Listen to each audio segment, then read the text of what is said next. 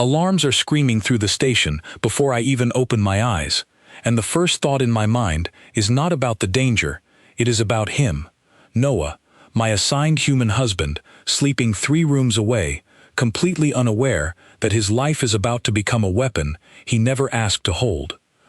I am Vesper Cade, an officer of the HFY Dominion, and 3 months ago my life was orderly, respected, and entirely under my control. Then my first marriage collapsed in a scandal that nearly ended my career, and the High Command decided the fastest way to repair my reputation was to attach me to a treaty obligation nobody wanted. A human husband, a short-lived, fragile, emotionally unstable species that our people had only recently stopped calling animals in official documents. I remember the day they told me.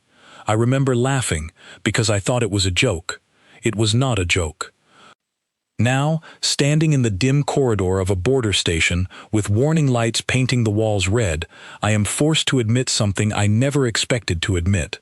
The alarms are not for a drill. The Scarn Collective, our closest rival species, has finally decided that peace was only ever a pause between conflicts. And somewhere in this station, my human husband, the man I once called a burden, is the only person calm enough to help me survive what comes next. But to understand how I arrived here, you need to understand how much I once despised this arrangement. When I first met Noah, I was still angry. Angry at my former husband for the scandal he caused, angry at the High Command for using me to smooth over politics, and angry at the universe for deciding that my punishment would wear a human face. He stood in the reception hall of the embassy, tall for his species, but painfully small compared to any HFY officer, wearing a simple gray uniform that had none of the ceremonial markings my people valued. He did not bow. He did not lower his eyes the way protocol demanded from a lower-ranked partner. He simply looked at me, extended his hand, and said a single sentence that I did not understand until much later. He said, "I know you don't want this, and I don't blame you." I remember staring at him, waiting for the nervous stammering I expected from a human meeting Dominion nobility. It never came. Instead, he stood there with a strange, steady patience, as if he had already accepted that I would resent him and had decided not to take it personally. That composure irritated me more than outright fear would have. I signed the required documents without speaking to him beyond the minimum. I arranged separate quarters. I informed my aides that his presence at official functions should be limited to what treaty law absolutely required. In my reports to High Command, I referred to him only as the liaison, never by name, because using his name felt like admitting he mattered. For the first several weeks, my strategy worked. He kept to his assigned space. He performed his ceremonial duties without complaint. He asked for nothing. I began to believe that this arrangement could be managed the way I managed everything else in my life, through distance and control. Then came the assignment to the border station. The station orbits a disputed region between Dominion territory and Scarn space, a place where diplomacy is tested daily by smugglers, rogue traders, and the occasional armed provocation. It is not a place for ceremonial duties. It is a place for officers who can handle pressure. When my orders arrived, they included a clause I had hoped to avoid. Due to ongoing treaty visibility requirements, my human husband was to accompany me. I protested through every channel available to me. I explained, in detail, why bringing an untrained civilian into a tense border environment was a liability. My superiors were unmoved. The treaty required visible cooperation between our species, and pulling him back now would suggest instability in the arrangement, which was exactly the kind of political embarrassment I could not afford twice in 1 year. So Noah came with me. I expected him to be a burden from the very first day, and at first, it seemed I was right. He needed sleep far more often than any HFY officer. He needed food at regular intervals, and became noticeably slower and less focused if he skipped even one meal. He could not survive without a full atmosphere, and would lose consciousness within moments of exposure to raw vacuum, a fact that made every airlock procedure on the station an exercise in extra caution because of him. I cataloged these weaknesses carefully, almost obsessively, as if listing them enough times would justify the resentment I still carried. But something strange happened during our second week aboard the station. A dispute broke out among a group of traders docked at our port, a disagreement that escalated quickly into a hostage situation involving a station engineer. Dominion protocol was clear in theory, but useless in practice. Our procedures relied on rank recognition and formal negotiation structures, and the traders involved were independent operators who owed no allegiance to any formal hierarchy. My team attempted 3 separate approaches, each one failing because the traders did not respond the way our training assumed they would. I was preparing to authorize a forceful extraction, a decision that carried real risk to the hostage, when Noah asked to speak with the lead trader directly. I refused at first. It was not his place, and it was not safe. But the situation was deteriorating, and against my better judgment, I allowed it, mostly because I could not think of a better option, and I refused to admit that out loud. I watched through the security feed as Noah approached the trader alone, unarmed, with his hands visible and his posture relaxed in a way that made no sense to me, given the danger. He did not use formal titles. He did not cite regulations. He spoke simply, almost casually, asking about the trader's situation, his debts, his frustrations, as if they were 2 people discussing an ordinary problem rather than a hostage crisis. Within minutes, the trader was talking. Within 10 minutes, the hostage was released without a single shot fired. I did not understand it then. I told myself it was luck, or perhaps the trader was simply unstable and easily managed. I filed my official report crediting the successful resolution to overall station protocol, mentioning Noah's involvement only in a single brief line. I was not ready to admit that a man I had spent months dismissing had solved a problem my entire team could not. But privately, I began watching him differently. I noticed how he read the small movements of people around him, the way his species seemed to instinctively understand fear, hesitation, and hope in ways that Cordeviai officers, trained from birth to suppress visible emotion, often missed entirely. I noticed that his weaknesses, the very things I had catalogued as liabilities, seemed to exist alongside a kind of adaptability I had never encountered in my own people. He did not have superior strength or superior technology. What he had was a willingness to improvise, to try something uncertain rather than wait for a perfect solution that might never come. I told myself this was simply a curiosity, an anomaly worth studying rather than respecting. I continued to keep my distance in every way that mattered. I still ate my meals separately. I still avoided unnecessary conversation. I still referred to him formally in front of my staff, even as I found myself, late at night, reviewing the hostage situation footage more than once, trying to understand exactly what he had done and how he had done it so easily. I did not yet know that the real test was still ahead of us, and that everything I believed about strength, about weakness, and about what made a person valuable was about to be challenged in ways I could not prepare for. 3 days after the hostage incident, sensors along our border picked up unusual movement. Scarn patrol ships, more of them than treaty limits allowed, moving in patterns that suggested reconnaissance rather than routine patrol.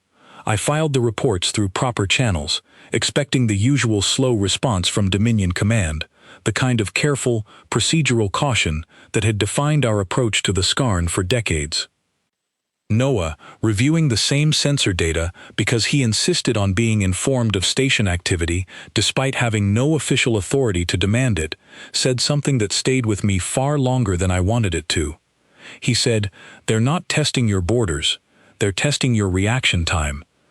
I dismissed the comment at the time, telling him that centuries of diplomatic precedent shaped our responses, and that patience was not the same as weakness. He did not argue. He simply nodded and returned to his quarters, and I convinced myself the conversation was over. It was not over. It was only the beginning. That night, As the alarms I mentioned at the very start of this account finally began to scream through the station, I would learn exactly how right he had been, and exactly how much I still had to learn about the man I had once considered nothing more than a burden assigned to me by people who did not understand either of us at all. The alarms are not the soft warning tones we use for minor breaches. These are the deep, pulsing sirens reserved for hull integrity failure, the sound every Corps d'Avia officer is trained to fear from the moment we begin service. I am out of my quarters before I finish processing the sound, moving through the corridor toward the command deck, when I nearly collide with Noah, who is already dressed and already moving in the same direction. There is no time to ask how he woke so quickly. There is no time for anything except reaching the command deck before the situation worsens beyond repair. The reports come in fragments at first. A Scarn strike team has breached the outer docking ring using a cloaked transport, bypassing our sensor net through a method our engineers have never seen before. 2 sections of the station have lost pressure. Communication with the lower engineering deck has gone silent. My second in command, an officer named Tarek Solon, is shouting coordinates and casualty estimates that make my chest tighten in a way I have not felt since my earliest days of service. I give orders quickly, falling back on years of training. Seal the breached sections. Redirect power to the shield emitters. Recall all personnel to defensible zones. It is the correct response according to every manual I have studied, and yet even as I give the orders, I can see on the status display that we are losing ground faster than our procedures account for. Noah does not wait for permission to speak, which under normal circumstances I would have found unacceptable. Instead, he steps beside me and points to the engineering deck readout, where oxygen levels are falling in a pattern that does not match a simple hull breach. He says, "That's not just decompression. Something is venting the air on purpose. They're trying to force everyone out of that section without breaching the whole station." I stare at the readout, and I realize he is right. The Scarn are not attempting to destroy the station. They are attempting to clear a specific section, likely to secure something inside it without triggering a full-scale battle they may not be prepared to win. My mind, trained for large-scale strategic response, had not considered such a precise and limited objective. His mind, shaped by a species that has spent its entire history solving immediate, small-scale threats to survival, saw it instantly. I redirect a security team toward the engineering deck, but Tarek informs me that the internal corridors leading there have already lost power, and the manual override systems require physical access that our automated systems cannot provide remotely. Someone will need to go in person, through a maintenance shaft, to restore power before the security team can even reach the area safely. Every trained combat officer on my staff is currently engaged elsewhere, holding other breached sections or coordinating the evacuation of civilian personnel from nearby docking bays. For a moment, I feel something I rarely allow myself to feel in front of my staff, a genuine flicker of uncertainty. Noah says, "I can get through the shaft. I've studied the station schematics since we arrived. I know the layout. I want to refuse immediately." Every instinct built over years of service tells me that sending an untrained civilian into an active combat zone is reckless beyond acceptable limits. But I have no other option that does not cost more time than we have, and time is the one resource I cannot manufacture no matter how much authority I hold. I agree, against every part of my training that screams against it, and I assign 2 junior officers to escort him as far as the shaft entrance before he continues alone, since the shaft itself is too narrow for a Corps d'Avia frame to pass through easily. It is, I realize with quiet dread, one of the few places on this station where his smaller human body is an advantage rather than a limitation. The next several minutes pass with agonizing slowness. I remain on the command deck, monitoring every channel, listening to updates from across the station as my people fight to contain the breach and protect civilians. Reports of injuries begin arriving. A young technician named Priya Malhotra is pulled from a collapsed corridor with a fractured limb. A dock worker named Callan Reeve is treated for smoke inhalation after a fire suppression system malfunctions in the chaos. Through it all, I keep one channel open specifically for Noah, refreshing the status feed more often than is strategically necessary, telling myself it is simply due diligence regarding a resource currently engaged in station operations. I do not allow myself to examine why my chest tightens every time the feed shows no update. Then his voice comes through, steady despite clear strain, informing me he has reached the maintenance junction and is beginning the manual override sequence. He describes the process as he works, not because protocol requires it, but because I suspect he understands, in a way that surprises me, that hearing his voice helps me stay focused rather than spiral into worry I cannot afford during an active crisis. Power returns to the engineering corridor within minutes. My security team moves in immediately, engaging the Scarn strike team in a brief but intense confrontation that ends with the intruders repelled and the section secured. Casualties are minimized, though not eliminated entirely.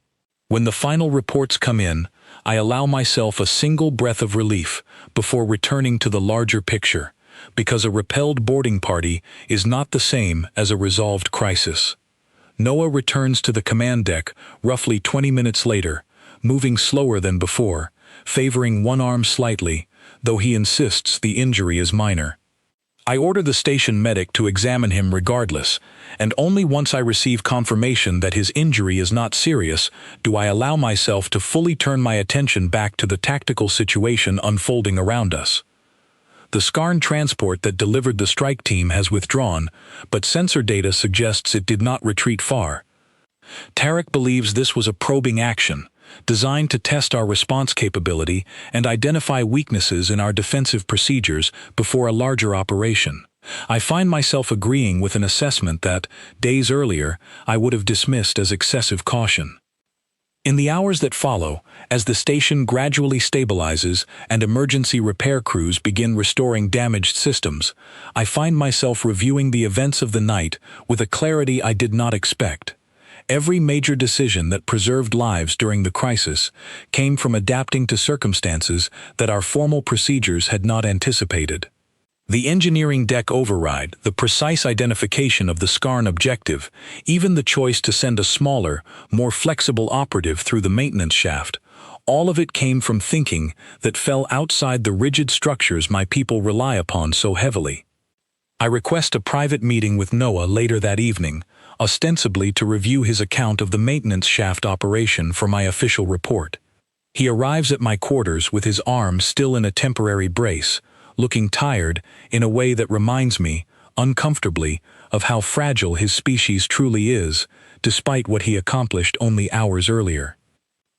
I ask him directly why he volunteered for a task that carried significant personal risk, when treaty obligations required nothing more from him than ceremonial presence during this posting. He considers the question for a moment before answering, and his response is simpler than I expected. He says that where he comes from, people do not wait for permission to help when others are in danger, and that watching people he lives among suffer while he stood by, capable of assisting, was never something he could accept, regardless of formal duty. I do not have an immediate response to that. My own culture places tremendous value on hierarchy and formal responsibility, on knowing precisely what role one is assigned and performing that role without deviation. The idea of acting simply because help is needed, without regard for formal obligation, is not something my training prepared me to fully understand, even as I recognize, somewhere beneath years of ingrained discipline, that it may be a strength rather than the recklessness I once assumed. Before I can examine that thought further, a priority alert interrupts our conversation. Sensor arrays along the border have detected a significant Scarn fleet movement, far larger than the single probing transport from earlier tonight. Whatever test they were running during the boarding action, it appears they are satisfied with the results. Full-scale conflict, the kind our treaty was designed to prevent, is no longer a distant possibility. It is approaching this station with alarming speed, and for the first time since this arrangement began, I find myself grateful, rather than resentful, that Noah is standing beside me when the reports arrive. The fleet movement reports continue through the night, each update painting a picture more troubling than the last. What began as a single probing transport has grown into a coordinated formation of at least a dozen Scarn vessels, moving along the border in a pattern that our tactical analysts recognize as a prelude to full engagement rather than another simple test. I spend the following hours in constant communication with Dominion Command, requesting reinforcement, requesting evacuation authorization for non-essential personnel, requesting anything that might reduce the risk to the people under my protection. The response, when it finally arrives, is not what I hoped for. Reinforcements are 3 days away, at minimum, delayed by a separate conflict along a different border that Dominion Command considers a higher priority. Evacuation is approved only for critical personnel, a category that excludes most of the station's civilian population, including traders, dock workers, and support staff who have made this station their home for years.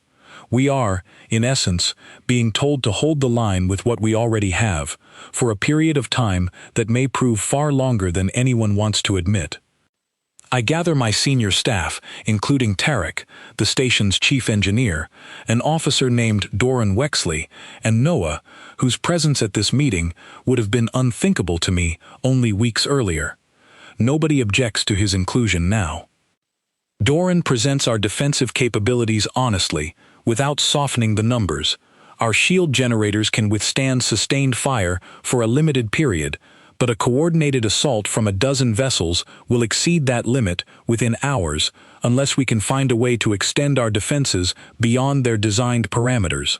Our weapons systems are adequate for repelling smaller incursions, but were never designed for a full engagement against a fleet of this size.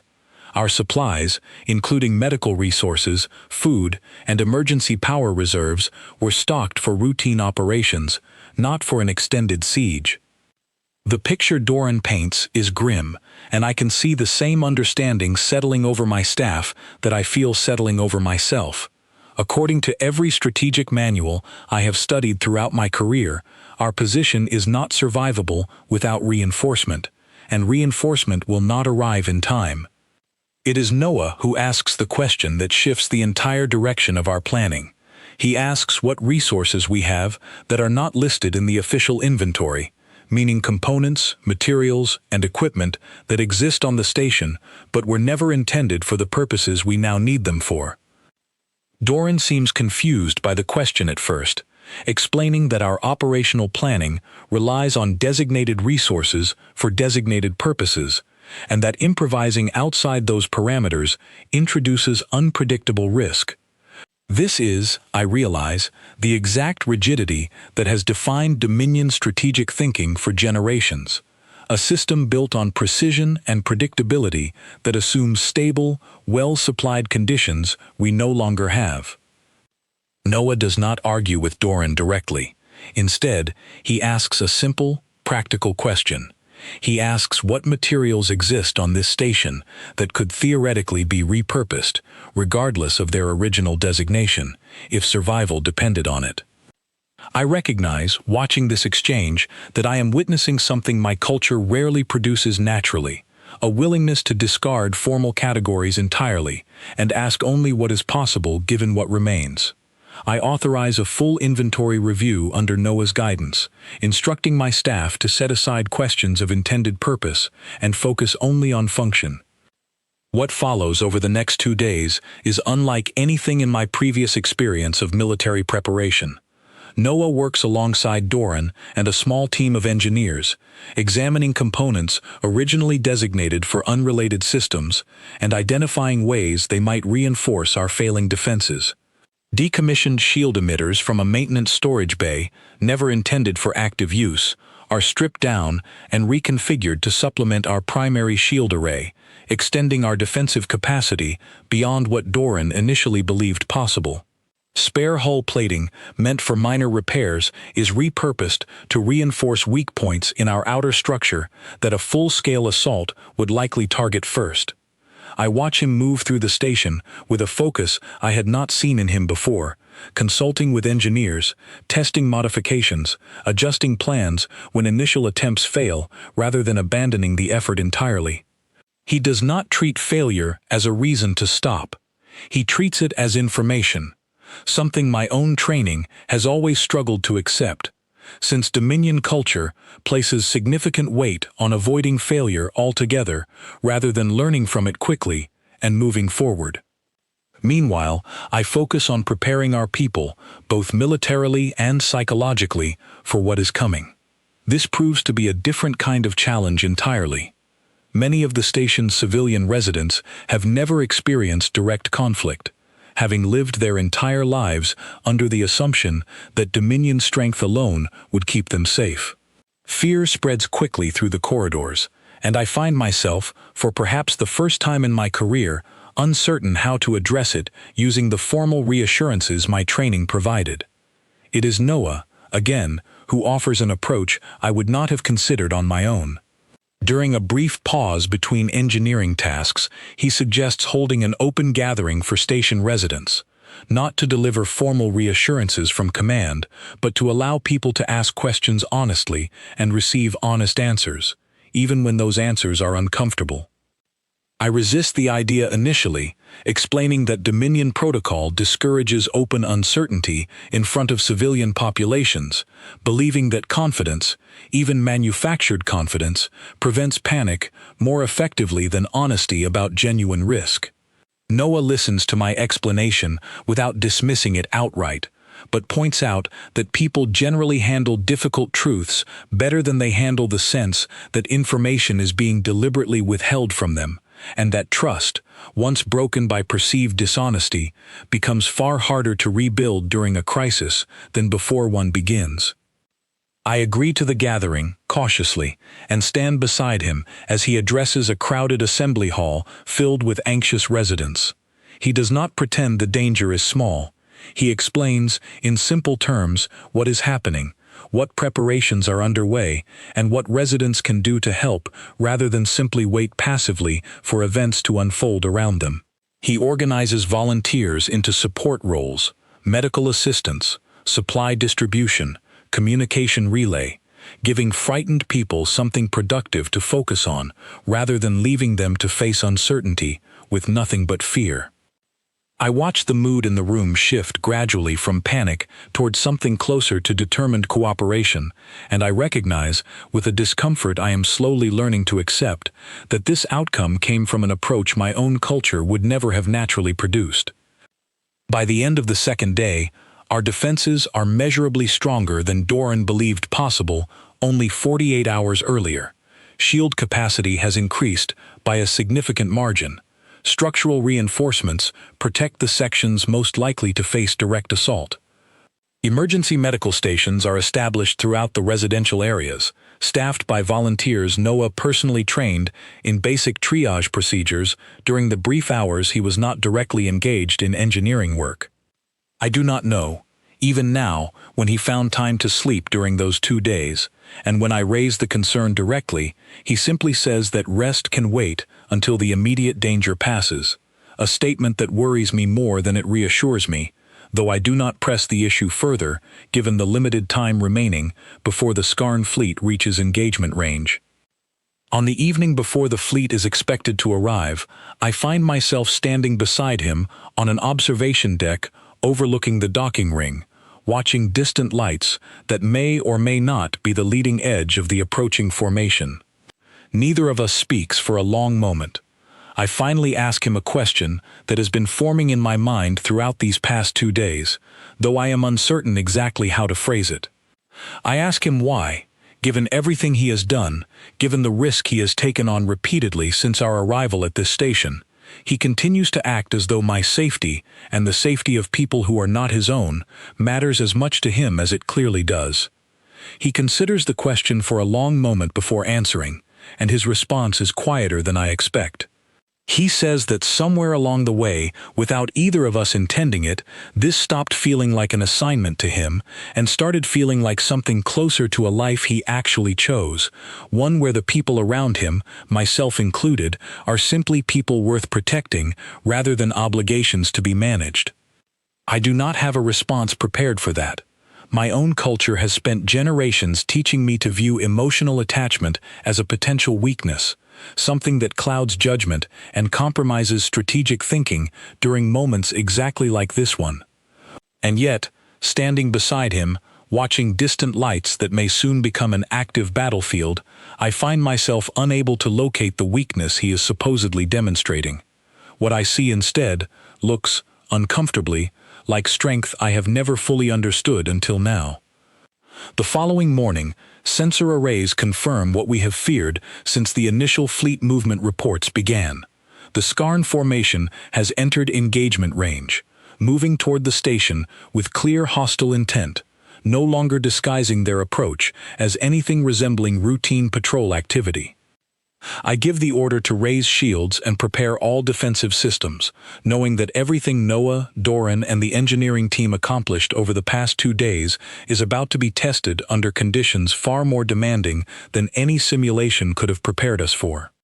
As alarms once again begin sounding through the station, I turn to find Noah already moving toward the medical bay, prepared to coordinate the emergency response teams he trained, rather than remain safely in a protected command area where treaty protocol would technically allow him to wait out the engagement. I do not order him to stay behind. I have learned, over these past several days, that doing so would accomplish nothing beyond frustrating us both, and that whatever role he chooses to play during the coming hours will likely matter far more than anything formal protocol would have assigned him regardless. What follows is the most dangerous engagement this station has faced since its construction, and neither of us yet knows how completely it will change everything between us before it ends. The first wave of Scarn fighters breaks against our reinforced shields within minutes of engagement, and for a brief moment, I allow myself to believe that the modifications Noah and Doran implemented might be enough to hold the line until reinforcements arrive. That hope does not survive long. The Scarn commander, whoever leads this formation, adjusts tactics quickly, concentrating fire on the sections of our shield array that received the least reinforcement due to time constraints during our preparation. Doran reports that shield integrity in the eastern quadrant is failing faster than projected, and within the hour we lose that section entirely, forcing a full evacuation of residents and personnel toward the station's central core. I coordinate the evacuation from the command deck, directing security teams to guide residents through corridors that remain safe while engineering crews attempt emergency repairs on the failing shield generators. Reports of injuries increase steadily as the assault continues, and I find myself making decisions I never trained for, weighing which sections to prioritize for defense against which sections must be sacrificed to preserve the greater whole. Noah remains in the medical bay throughout the early hours of the engagement, coordinating the volunteer response teams he trained during our preparation period. I receive periodic updates through Tarek, who moves between the command deck and medical bay relaying information I do not have time to gather personally. The volunteer teams, according to Tarek, are performing beyond what anyone reasonably expected from civilians, with only 2 days of basic training, stabilizing injured residents, and freeing trained medical staff to handle the most critical cases. Roughly 3 hours into the engagement, a Scarn boarding pod breaches the outer hull near the residential sections that were evacuated from the failing eastern quadrant. Security teams engage the intruders immediately, but the boarding party is larger than our previous encounter, and reports indicate they are pushing steadily toward the medical bay, where dozens of injured residents remain under treatment. I feel something close to panic for the first time since this crisis began, not for myself, but for the people I know are gathered in that section, including the man I once considered nothing more than an inconvenient obligation. I redirect every available security team toward the medical bay, but Tarek informs me grimly that the fastest route has been compromised by structural damage from earlier fighting, adding critical minutes to the response time. I calculate, with a coldness that frightens me even as I do it, that the boarding party will likely reach the medical bay before reinforcements arrive. I open a direct channel to the medical bay, intending to order an immediate evacuation deeper into the station, but Noah's voice reaches me first, steady despite the chaos I can hear behind him. He informs me that moving the most critical patients is not currently possible without risking their lives, and that the volunteer teams are instead preparing to defend the medical bay entrance using whatever equipment is available, buying time until security forces arrive. I order him, directly and without room for argument, to abandon that position and retreat with anyone capable of moving safely. He acknowledges my order, but I hear something in his voice that tells me he has already decided not to follow it entirely, at least not in the way I intend. The following minutes stretch longer than any I have experienced in my career. I listen through the open channel as the sounds of the approaching boarding party grow closer, as Noah organizes the volunteers into defensive positions using medical equipment repurposed as barriers, as he calmly directs which patients can be moved to the innermost rooms and which must remain where they are. Throughout it all, his voice never rises, never breaks into the panic I would expect from someone facing an armed incursion with nothing but improvised barriers and civilian volunteers standing between danger and the people under his protection. When the boarding party finally reaches the medical bay entrance, the confrontation that follows is brief but intense. I receive the details afterward, pieced together from Tarek's report and the accounts of the security team that eventually arrives. Noah, working alongside 2 of the trained medical staff and several volunteers, manages to delay the intruders long enough using improvised barricades and disabled equipment repurposed as obstacles, buying precisely the amount of time needed for the delayed security team to finally break through and repel the boarding party before they penetrate deeper into the medical bay. No lives are lost in that confrontation, though several people, including Noah, sustain injuries during the encounter. When I finally reach the medical bay myself, once the immediate danger has passed and the boarding party has been repelled, I find him seated against a wall, breathing hard, a cut along his temple being treated by one of the medical staff he trained only days earlier. I do not remember the exact words I said when I first saw him in that condition.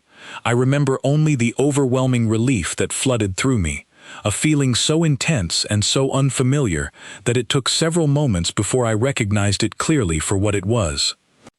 I ask him, once I trust my voice to remain steady, why he disregarded a direct order to retreat when doing so put his life at unnecessary risk. He looks at me for a long moment before answering, and his response is simple in a way that somehow carries more weight than any elaborate explanation could have.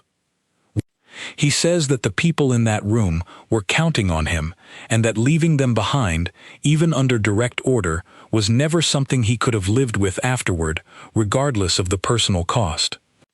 I do not have a response to that.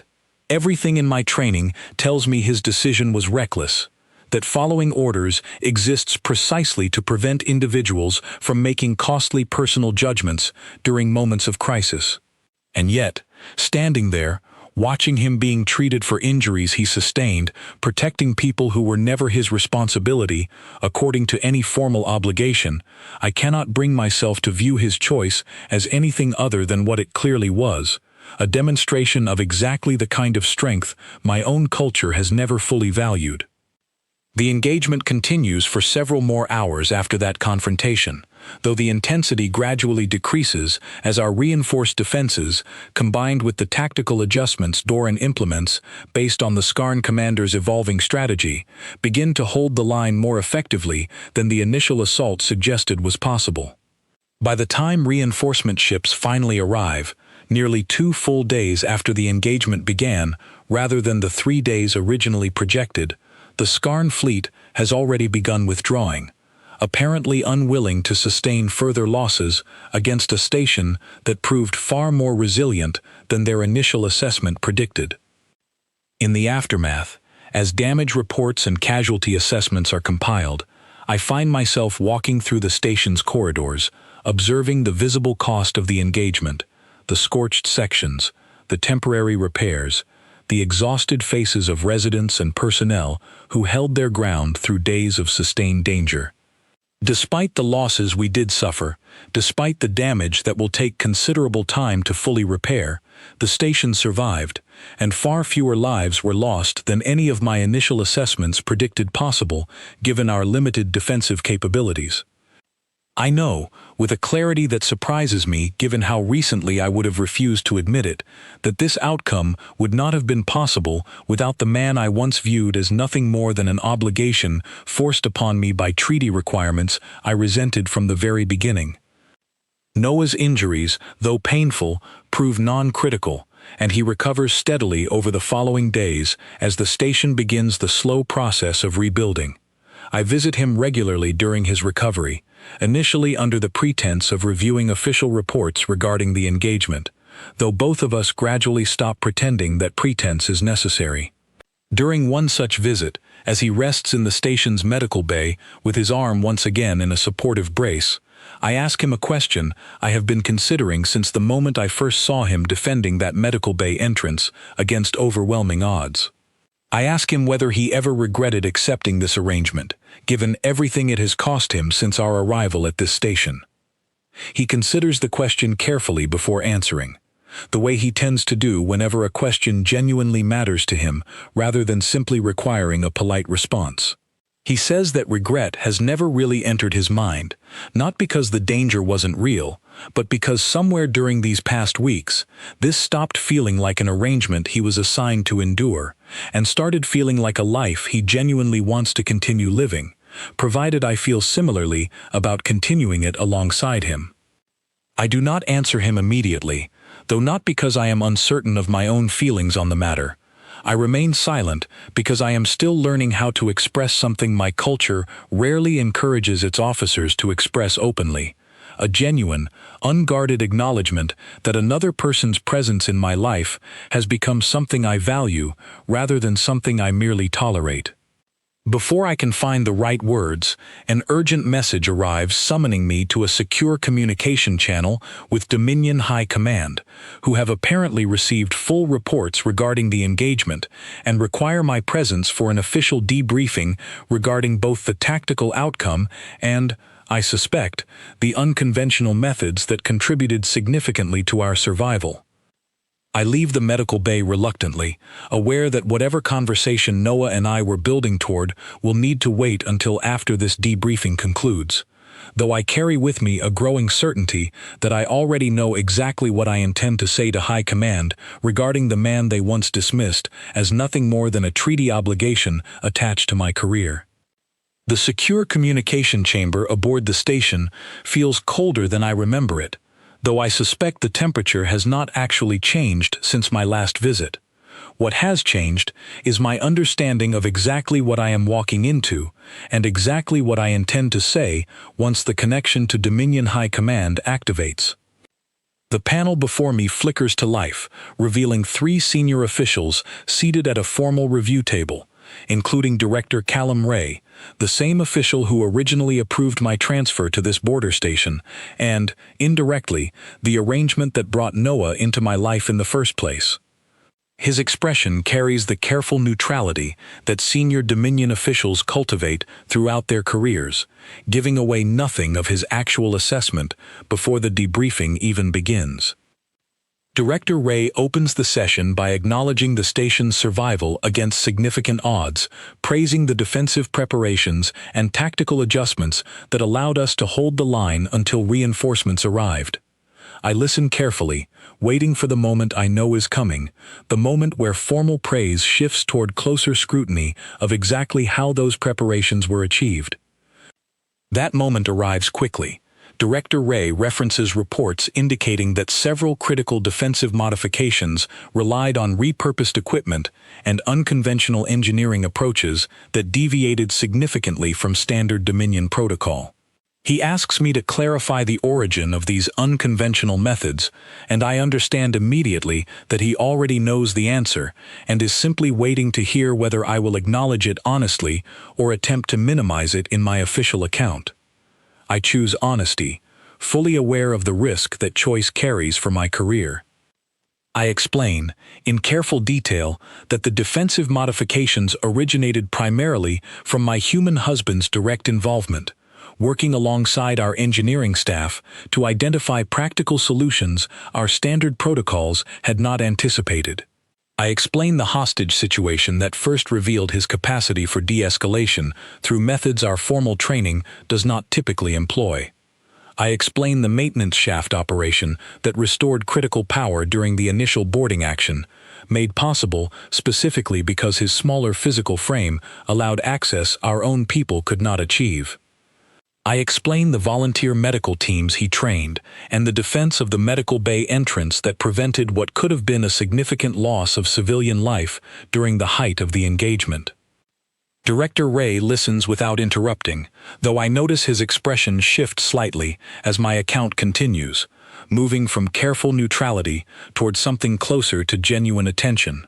When I finish, one of the other officials, a strategic analyst whose name I do not immediately recognize, asks a pointed question. She asks whether I am suggesting that human adaptability, a trait our Dominion culture has historically dismissed as evidence of underdeveloped discipline, actually represents a meaningful strategic asset rather than a weakness requiring management. I answer without hesitation, something that surprises even me, given how uncertain I felt walking into this conversation only minutes earlier. I explain that Dominion strength has always relied on precision, predictability, and rigid adherence to established procedure, strengths that serve us well under stable, well-resourced conditions. But I explain, drawing directly from what I witnessed over these past several days, that human adaptability offers something our approach fundamentally lacks: the capacity to respond effectively when circumstances fall outside every scenario our procedures were designed to address.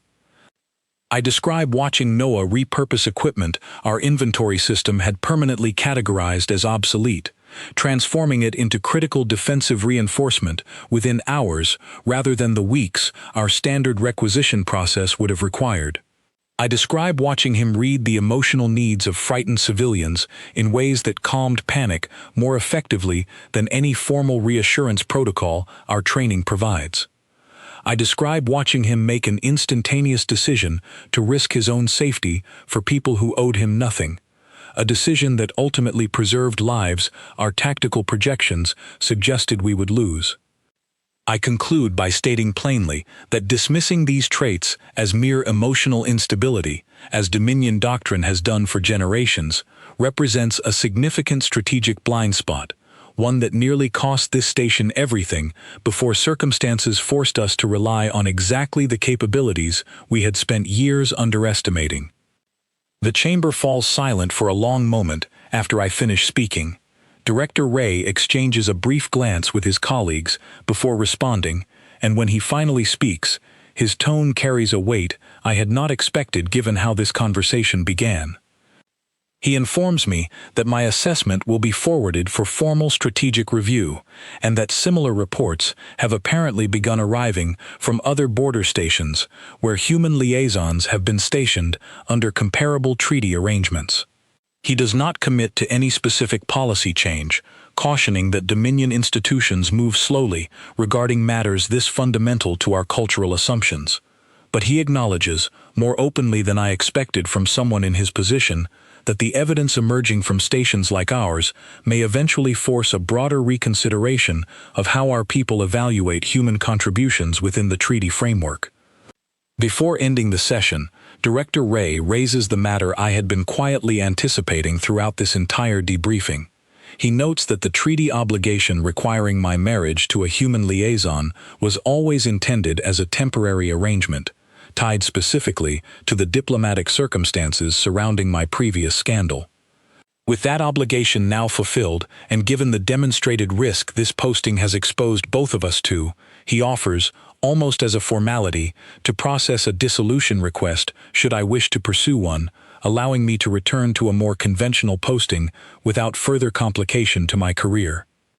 I do not hesitate before answering, though I am aware that my answer will surprise everyone listening, including, perhaps, myself only weeks earlier. I inform Director Ray that I do not wish to pursue dissolution. I explain, as clearly as I can given how unfamiliar this kind of open declaration feels within Dominion formal communication, that my continued partnership with Noah is no longer something I view as a treaty obligation to be endured, but a choice I am making deliberately, based on everything I have witnessed regarding both his character and his value, both to me personally and to the broader strategic interests of the Dominion itself. I further request that his current temporary commission as a station liaison be formally upgraded to a permanent advisory position, citing his demonstrated expertise in adaptive engineering, crisis negotiation, and civilian coordination as justification that extends well beyond the ceremonial function his original assignment intended. Director Ray studies me for a long moment through the connection before responding, and something in his expression suggests he is reconsidering assumptions about human capability that extend beyond this single conversation. He informs me that my request will be reviewed alongside the broader strategic assessment already underway, and that given the documented outcomes from this engagement, he does not anticipate significant resistance to approving it. The session ends shortly afterward, and I remain in the secure communication chamber alone for several minutes, allowing myself to fully absorb everything that occurred during that conversation. I have spent my entire career operating within the careful boundaries my culture established long before my birth, boundaries that taught me to view emotional connection as a liability, adaptability as instability, and any deviation from established procedure as unacceptable risk.